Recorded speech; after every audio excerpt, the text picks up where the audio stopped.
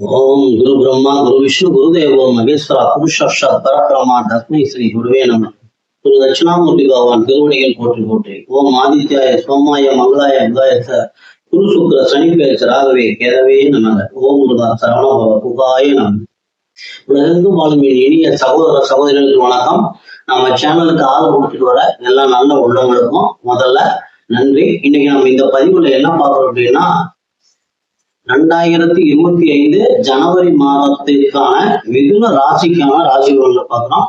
இந்த ராசி பலன்கள்ல என்ன விசேஷம் அப்படின்னா, கிரகங்கள் இந்த மாசம் எந்த இடத்துல இருந்து எந்த இடத்துக்கு மாறுது, அதனால என்னென்ன பலன்கள் நமக்கு மாறுது அப்படிங்கிறதும், மிதுன ராசியில் இருக்கக்கூடிய மிருகசீட 3-4 பாதங்கள், திருவாதிரை, புனர்வசம் 1-2-3 பாதங்கள் ஆகிய அந்த 3 நட்சத்திரங்களுக்கும் இந்த ஜனவரி மாதம் எது எது சுப நாட்கள், எது எது அசுப நாட்கள், எது எது யோக நாட்கள் அப்படிங்கிறதையும், ஒரு சில நாட்கள் விடுபட்டிருக்கும் அது மத்திய பலன்கள். இது எதுக்கு கொடுக்கறதுன்னா, உங்களுக்கு ஒரு கைடுக்காக தான். இன்னைக்கு இதை காரியம் செய்யலாமா வேண்டாமா, நீங்க சட்டு முடிவு எடுக்க முடியும் ஈஸியா. இன்னைக்கு நாள் நமக்கு எப்படி இருக்கு அப்படின்னு நீங்க எழுதி வச்சுட்டீங்க அப்படின்னா, நீங்க அதுல டிராவல் பண்றப்ப உங்களுக்கு ரொம்ப ஈஸியா இருக்கும். அதுக்கு அடுத்து இது வரைக்கும் நம்ம பார்த்தோம் அப்படின்னா, ராசியினுடைய அதிதேவதையை பார்த்திருக்கிறோம், கொடுத்திருக்கிறோம். நட்சத்திரத்தினுடைய அதிதேவதை கொடுத்திருக்கிறோம். அடுத்தது எந்த நட்சத்திரத்தினைக்கு நம்ம கோயிலுக்கு போனோம்னா தெய்வத்தினுடைய அனுகூலம் நமக்கு அற்புதமா கிடைக்கும் அப்படிங்கிறதையும் போன மாசம் கொடுத்திருக்கிறோம். இந்த மாசம் அந்த வரிசையில ஒவ்வொரு நட்சத்திரங்களுக்கு உண்டான மரங்கள் என்ன, விருட்சம் அப்படின்னு சொல்லக்கூடிய மரங்கள். அப்ப எந்த மரம் நமக்கு, நம்ம நட்சத்திரத்திற்கு எந்த மரம் நமக்கு ஒத்து வரும், அப்ப அந்த மரத்தை வழிபடலாம். அல்லது அந்த மரத்தை வீட்டுல வச்சு வாய்ப்பு இருந்தா வச்சு மரத்தை வளர்த்தலாம். அல்லது ஸ்தலவிருட்சமா இருக்கக்கூடிய திருக்கோயிலுக்கு சென்று அங்க போய் வழிபடலாம். அதுக்கு அடுத்தது ஒரு சில இடங்கள்ல இப்ப பாத்தீங்கன்னா, இந்த பழனி போற வழியில, ஈரோட்ல இருந்து தாராபுரம் போற வழியில, இந்த பழனி போற வழியில தாராபுரத்துல பழனிக்கு பக்கத்துலதான் இந்த மானூர் அப்படிங்கிற இடத்துல எல்லா நட்சத்திரத்திற்கு உண்டான ஒவ்வொரு மரங்களும், அத்தனை மரத்தையும் வச்சு சிவலிங்கத்தோட அங்க வச்சு பராமரிச்சுட்டு இருக்கிறாங்க. முடிஞ்ச வாய்ப்பு இருக்கிறாங்க அங்கேயும் போய் பாருங்க. எதுக்காக இந்த மரம் அப்படின்னா, அந்த திருக்கோயில்ல இருக்கக்கூடிய அந்த மரங்கள்ல தான் சித்தர்கள் ஞானிகளுடைய அவங்க எல்லாம் அங்க தங்கி இருப்பாங்க அப்படிங்கிறதும், அந்த மரங்கள்ல அடியில் அமர்ந்து ஒரு கோயில்ல பாத்தீங்கன்னா நிறைய இடத்துல போட்டிருப்பாங்க, அந்த மரத்துக்கடியில் அமர்ந்துதான் பாப விமோசனமானாங்க, யார் யாரெல்லாம் பாப விமோசனமானாங்க அப்படிங்கிற சக்தி அந்த மரங்களுக்கு இருக்கு. அப்ப அந்த மரங்களுக்கு அடியில நமக்கு உண்டான, அந்த நட்சத்திரங்களுக்கு உண்டான மரங்களுக்கு அடியில போய் கொஞ்ச நேரம் நீங்க அமர்ந்து இருந்துட்டு வந்தீங்க அப்படின்னாவே உங்களுக்கு ஒரு மைண்ட் ரிலாக்ஸ் ஆகுது, நல்லாவே தெளிவா தெரியும். ஆக நம்மளுடைய கர்மங்கள் அங்க குறையும், புண்ணிய செயல்கள், நம்மளுடைய புண்ணியங்கள் அங்க அதிகமாகும், நமக்கு ஒரு அமைதி கிடைக்கும். அந்த விதத்துலதான் இந்த மாசம் இந்த மரங்களை கொடுத்துருக்கோம். சரி, இப்ப வாங்க நம்ம ராசிகள் கொள்ளலாம். அன்பிற்கினிய மிதுன ராசினியர்களே, உங்க ராசிக்கும் சுகஸ்தானத்திற்கும் அதிபதி புதன். இப்ப 2 ஸ்தானங்கள், சுகஸ்தானம் அப்படிங்கிறது தாய், வெண்டி, வாகனம், வீடு, இது எல்லாமே சேர்ந்தது சுகஸ்தானம். கல்வி, இது எல்லாமே சுகஸ்தானம். அப்ப இந்த 2 இடங்களுக்கு உண்டான ஸ்தானங்களுக்கு உண்டான உங்களுடைய ராசிநாதன் புதன் 7ஆம் பாவத்துல போய் பாதக ஸ்தானத்துல போய் அமர்ந்திருக்கார். தனுசு ராசியில பாதக ஸ்தானத்துல போய் இந்த மாசம் அமர்ந்திருக்கிறார். அப்போ பாதக ஸ்தானத்துல அமர்ந்திருக்கிறதுனால நீங்க உடல் ரீதியா, புதனா இருக்கிறதுனால டாக்குமெண்ட் கையில் போடுறது, காலி நிலங்கள் வாங்குறது, விற்கிறது, இதெல்லாம் ரொம்ப எச்சரிக்கையா இருக்கணும். திருமண ஒப்பந்தம் பேசுறப்ப இந்த மாசம் வேண்டாம், விட்டுட்டு அடுத்த மாசம் பேசிக்கலாம் அப்படின்னு நீங்க கொஞ்சம் எச்சரிக்கையா இருக்கணும். அதே மாதிரி வியாபாரத்துல கொஞ்சம் ரொம்ப எச்சரிக்கையா இருக்கணும். ஏன்னா வியாபாரம், நண்பர்கள் விஷயத்துல, கூட்டுத்துறையில, இதெல்லாம் நீங்க ரொம்ப இந்த மாசம் ரொம்ப ரொம்ப கவனமா இருக்க வேண்டிய ஒரு மாதம். அடுத்து உங்க ராசிக்கு 3ஆம் இடத்திற்கு அதிபதி தைரிய வீரிய சகோதர ஸ்தானம் என்று சொல்லக்கூடிய 3ஆம் இடத்திற்கு அதிபதியான சூரிய பகவான் ராசிக்கு 7ஆம் இடத்துல, அவரும் உங்க ராசிக்கு பாதக ஸ்தானத்துல 14ஆம் தேதி வரைக்கும் இருக்காரு. அதுக்கும் மேல 14க்கு மேல அவர் அஷ்டமஸ்தானத்துக்கு போறாரு. அதே சமயம் 24/1 இருந்து உங்களுடைய ராசிநாதனும் அஷ்டமஸ்தானத்துக்கு போறாரு. ஆக இந்த மாத கடைசியிலையும் நீங்க ரொம்ப விழிப்புணர்வா, ஆக விழிப்புணர்வுங்கிறது உங்களுக்கு ரொம்ப ரொம்ப இந்த மாதம் எச்சரிக்கையா ரொம்ப கவனமா பார்த்துக்கணும். ஏன்னா எல்லாமே நமக்கு ஒரு வார்னிங் கொடுக்குற மாதிரிதான் இருக்கு. அதுக்கு அடுத்து பாத்தீங்கன்னா உங்க ராசிக்கு 5ஆம் இடத்திற்கும் 12ஆம் இடத்திற்கும் அதிபதியான பூர்வ புண்ணிய புத்திர ஸ்தானாதிபதியும் 12ஆம் இடம் என்று சொல்லக்கூடிய அயன சயன போக விரயஸ்தானம், சுப செலவுகள், மருத்துவ செலவு, இதையெல்லாம் குறிக்கக்கூடிய சுக்கிர பகவான் ராசிக்கு 9ஆம் இடத்துல பாக்கியஸ்தானத்துல போய் அருமையா வந்திருக்காரு. அதே சமயம் பாக்கிய ஸ்தானாதிபதி 8ஆம் இடத்திற்கும் 9ஆம் இடத்திற்கும் அதிபதியான சனி பகவான் பாக்கியஸ்தானத்துல 9ஆம் இடத்திலேயே ஆட்சி மூலத்திரிகோணம் பெற்று அமர்ந்திருக்கிறது. உங்களுக்கு ரொம்ப ரொம்ப ஒரு நல்ல எல்லா பலன்களையும் மாறி வழங்கக்கூடிய ஒரு அமைப்பு உங்களுக்கு இந்த மாசம் இருக்கு. விழிப்புணர்வு மட்டும்தான் உங்களுக்கு ரொம்ப ஜாக்கிரதையா இருக்கணும். ஏன்னா நம்ம ஏமாந்து போய் எங்கேயும் சிக்க கூடாது. கிரகங்கள் நமக்கு கொடுக்குறப்ப அதை பாதுகாக்கிறதுக்கு விழிப்புணர்வு இருந்தா போதும். எதை செய்யலாம், எதை செய்யக்கூடாது அப்படிங்கிற மாதிரி நம்ம எச்சரிக்கையா இருந்துட்டோம் அப்படின்னா, இந்த 9ஆம் இடத்துல பாக்கியஸ்தானத்துல இருக்கக்கூடிய சனி பகவானும் 5ஆம் இடத்து அதிபதி ஒரு கோணாதிபதி இன்னொரு கோணம் ஏறி இருக்கிறது ரொம்ப ரொம்ப சிறப்பு. அருமையான ஸ்தானமா இருக்குது. அருமையான உங்களுக்கு ரொம்ப ரொம்ப ஒரு சூப்பரான ஒரு தனவரவை கொடுக்கக்கூடிய ஒரு மாதம். அதுலயும்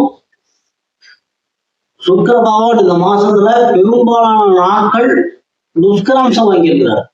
வாரி கொடுக்கக்கூடிய இடத்துல இருக்கிறார். அதனால சுக்கிர பகவான் கொடுக்கக்கூடிய லக்ஸூரியஸ் தொழில் செய்யறவங்க, ஆடை ஆபரண தொழில், கலைத்துறையில் இருக்கிறவங்க, இவங்களுக்கெல்லாம் ரொம்ப அற்புதமா இருக்கும். வாய்ப்பு கிடைக்கிறப்ப சரியா பயன்படுத்திக்கணும் நம்ம. அதுக்கு அடுத்து பாத்தீங்கன்னா உங்க ராசிக்கு 6ஆம் இடத்திற்கும் 11ஆம் இடம், 6ங்கிறது ரணருண ரோக சத்ருஸ்தானம், அதே மாதிரி 11ஆம் இடங்கிறது வெற்றி ஸ்தானம், லாபஸ்தானம். அப்ப இந்த 2 ஸ்தானங்களுக்கு உண்டான குரு பகவான் ராசிக்கு 12ஆம் இடத்துல வக்கரமாய் அமர்ந்திருக்கிறார். இப்ப 6ஆம் இடத்தாதிபதி 12ஆம் இடத்துல அமர்ந்தா செலவுகளை நிறைய தான் கொடுப்பார், கடனை நிறைய கொடுப்பார். அதே சமயம் 4ஆம் இடத்துல கேது பகவான் சுகஸ்தானத்துல போய் கேது பகவான் அமர்ந்திருக்கிறப்போ உங்களுடைய தாயார் வகையில உங்களுடைய உடல்நலத்துல ரொம்ப கவனமா இருக்கணும். வண்டி வாகன போக்குவரத்துல ரொம்ப எச்சரிக்கையா இருந்திருக்கணும்.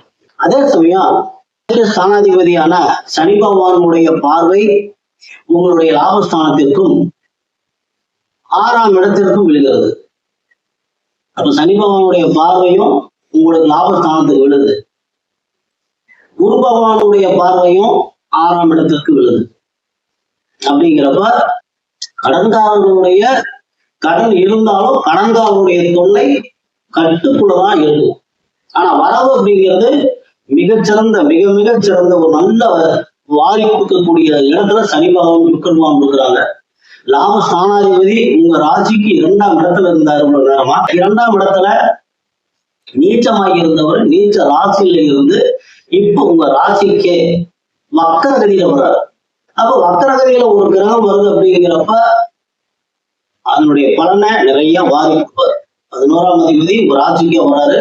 அதுவும் 12ஆம் தேதியிலிருந்து 12/1/25 21/25 வரைக்கும் அவரும் புஷ்கராம்சம் வாங்கியிருக்காரு. அப்ப செவ்வாய் புஷ்கராம்சம் வாங்குறப்ப வண்டி, வாகனம், நிலம் இது எல்லாத்துக்கும் சொந்தக்காரர். அப்ப உங்களுக்கு எல்லா யோகங்களும் இந்த மாசம் கொடுக்கறதுக்கு கிரகங்கள் தயாரா இருக்கு. ஆனா நீங்க விழிப்புணர்வா இருந்துக்கிறது உங்க கையில தான் இருக்கு. யோசிச்சு கொஞ்சம் ஒவ்வொரு ஸ்டெப் எடுக்கிறப்ப கொஞ்சம் ஜாக்கிரதை இருந்தீங்கன்னா போதும். அதுக்கு அடுத்தபடியா பாத்தீங்கன்னா உங்க ராசிக்கு 10ஆம் இடத்துல தொழில் ஸ்தானத்துல ராகு பகவான் இருக்காரு. அப்ப தொழில் ஸ்தானத்துல ராகு பகவான்னா சொந்த தொழில் செய்யறவங்களுக்கு கொஞ்சம் சிரமம். அதுவும் ஆனா வெளியூர் வெளிநாட்டுல போய் வேலை செய்யறவங்களுக்கு எல்லாம் இது ஒரு அற்புதமான யோகமான காலம். ஏன்னா ராகு பகவான் வெளியூர் வெளிநாடு வெளி தேசம் இது எல்லாத்தையும் குறிக்கிறதுனால அந்த சார்ந்த வெளியூர்ல போய் நீங்க தொழில் செஞ்சுட்டு இருக்கிறீங்கன்னா அற்புதமா வாரி வாரி கொடுத்துட்டே இருப்பாரு. அவங்களுக்கெல்லாம் ஒரு அற்புதமான காலம். ஆக தன வரவுக்கு பஞ்சம் இல்லாத காலம், தொழிலுக்கு பஞ்சம் இல்லை. மற்றபடி நீங்க விழிப்புணர்வா இருக்கிறது 50% நீங்க விழிப்புணர்வா இருக்கலாம்.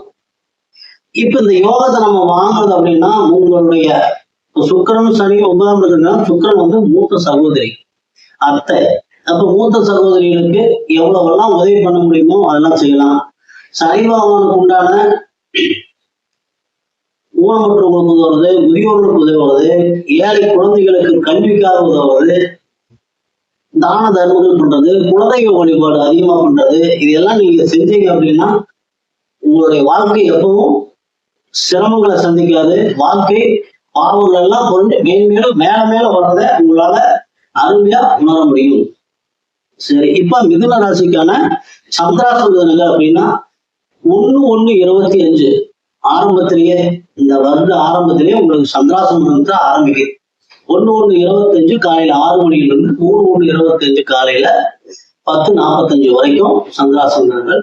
மிருகசீரிடம் 3-4 பாதங்களை பிறந்தவங்களுக்கான சுப நாட்கள் ஜனவரி 1, 4, 6, 8, 10, 13, 15, 17, 19, 20, 22, 24, 27, 29, 31 ஆகிய நாட்கள் சுபதினங்கள். அசுப நாட்கள் அப்படிங்கிறது புதிய முயற்சியில கொஞ்சம் அவாய்ட் பண்றது நல்லது.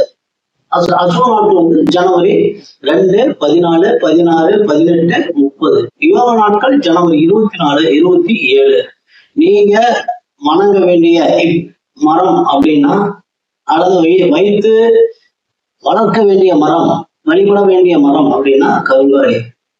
இப்பெல்லாம் பாத்தீங்கன்னா நிறைய அந்த பிரேஸ்லெட் போடுறாங்க, கருங்காலியில மாலை போடுறது, இதெல்லாம் நீங்க உங்களோட கருங்காலி எவ்வளவு வச்சுக்கிறீங்களோ அவ்வளவு உங்களுக்கு ரொம்ப சிறப்பு. அடுத்து திருவாதிரை நட்சத்திரமான சுப நாட்கள் ஜனவரி 2, 5, 9, 11, 14, 16, 18, 20, 21, 23, 26, 28, 29. அசுப நாட்கள் வந்து ஜனவரி 3, 7, 15, 17, 19, 30. யோக நாட்கள் ஜனவரி 25, 28. திருவாதிரையில பிறந்தவங்களுக்கு அதே மாதிரி திருவாதிரையில பிறந்தவங்களுக்கும் கருங்காலி மரம் ரொம்ப சிறப்பு. புனர்பூசம் 1, 2, 3 பாதங்களை பிறந்தவங்களுக்கான சுப நாட்கள் ஜனவரி 1, 3, 6, 10, 12, 15, 17, 19, 21, 22, 24, 27, 29, 30. அசுப நாட்கள் பாத்தீங்கன்னா ஜனவரி 4, 8, 16, 18, 20, 31 ஆகிய நாட்கள் அசுப நாட்கள். யோக நாட்கள் ஜனவரி 27, 29. புனர்பூச நட்சத்திரம் பிறந்தவங்களுக்கான மரம் மூங்கில். மூங்கில் மரம் நிறைய இடங்கள்ல ஸ்தல விருட்சமாவும் இருக்கு. அதே சமயம் நீங்க சபரிமலைக்கு போனவங்களுக்கு தெரியும், அங்க பிரசாதமே பாத்தீங்க அப்படின்னா மூங்கில் இலையில தான் வச்சு கொடுப்பாங்க. அந்த தந்திரி கிட்ட மேல் சாந்தி கிட்ட நீங்க போய் அங்க போய் அவங்க கிட்ட போய் அந்த பிரசாத ஆசீர்வாதம் வாங்குறப்ப அவங்க என்ன பண்ணணும், மூங்கில் இலையில அதை வச்சு கொடுப்பாங்க. அப்போ மூங்கில் மரம் உங்களுக்கு மிக மிக சிறப்பு. மீண்டும் அடுத்த பதிவுல சந்திக்கிற வரைக்கும் எல்லாம் வல்ல எம்பெருமான் முருகப்பெருமான் உங்களுக்கு எல்லா வளங்களையும் நலங்களையும் வாரி வழங்க வேண்டும் என்று வேண்டி இந்த பதிவினை நிறைவு செய்கிறோம். நன்றி.